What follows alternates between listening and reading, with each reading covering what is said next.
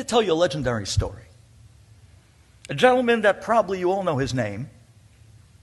A gentleman by the name of Howard Schultz, the CEO of Starbucks. With many of his partners, they made their way out to Eretz Yisrael to have a wonderful historical touring trip. Now, outside of the Golan and the Galil, they made it their point that they're going to go to Yerushalayim and they're going to visit the Muri Yeshiva and the venerable Rosh Yeshiva, the great Reb Nosson Tzvi Finkel, Zecher Tzadik Lebracha. Could you imagine what type of a meeting that would be? On one side of the table, Howard Schultz, and on the other side of the table, the great Reb Nosson Tzvi Finkel. Howard Schultz walks into the Rosh Yeshiva. Reb Nosson Tzvi leans forward, and he had that golden smile. And he looks at Mr. Schultz, and he says to him, "Gentlemen, I want to ask you a question.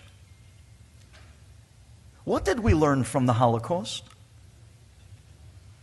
Howard Schultz, he thinks to himself, "Rabbi, we learned from the Holocaust that we need an army." Reb Nosson Tzvi said, "Very nice, but that's not what I was looking for." Another one of the partners said, "Rabbi, you know what we learned from the Holocaust? We learned that we need to fight back. We learned that we need government. We learned that we need strength." Reb Nosson Tzvi said, "I hear, but that's not what I was looking for." And it's after answer, till finally they looked and they said, "Rabbi, tell us, what did we learn from the Holocaust?" Said Reb Nosson Tzvi, looking them dead in the eye, "We learned from the Holocaust that 5 Jews can sleep together on one plank of wood and be covered by one blanket." And boy, was he right. So many don't know. But when those cattle cars pulled up to Auschwitz, it was every 5th Jew that was handed a blanket, and the 4 Jews before him was not. And then once they finally got inside to the Gehenna that was waiting for them, they were stripped down of everything of their world, exchanged with a striped pair of pajamas, with nothing left in the world. Here, gripping to a blanket in the freezing nights of Europe, this one Jew that was handed the blanket had to make one of the biggest decisions of his life. Does he share the blanket with the other 4 who didn't get one? And 9 out of 10 Yidden shared the blanket with the other 4 who didn't get. Huddled together on a plank of wood, under a blanket. Could you imagine the scene? That's what we learned from the Holocaust.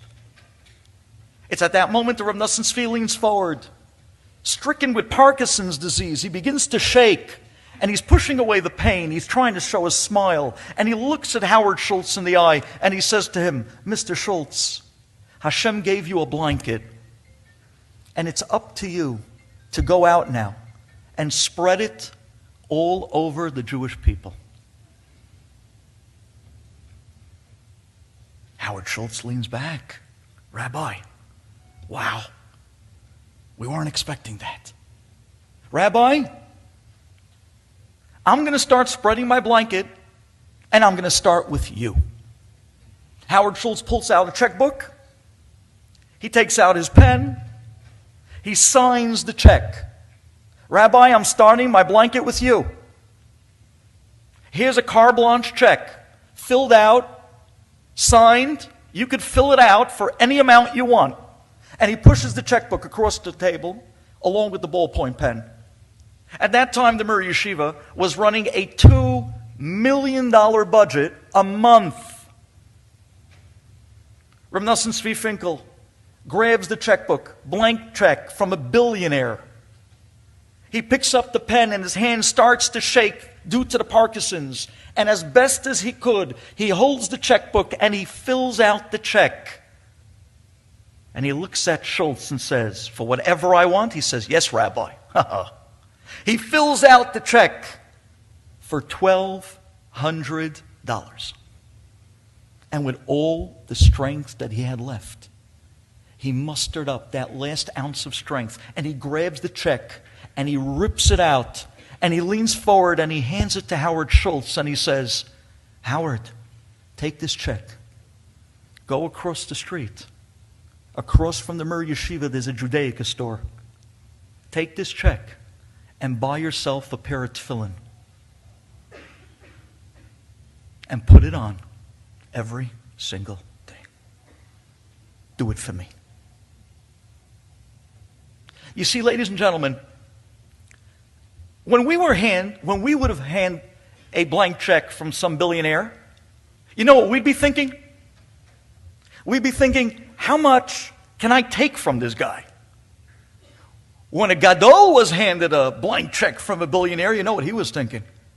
How much can I give to this guy? What can I give you? Because that is Gadlut. Gadlut is, how much can I give you? How much can I give you? And like the previous speaker eloquently mentioned, take a look that this is the hallmark of the leaders in the Gedolim of Klal Yisrael. They're not takers. They're selfless life givers. And they give their blood, sweat, and tears day in, day out for Klal Yisrael. And that's the Gadlut of Gedolim.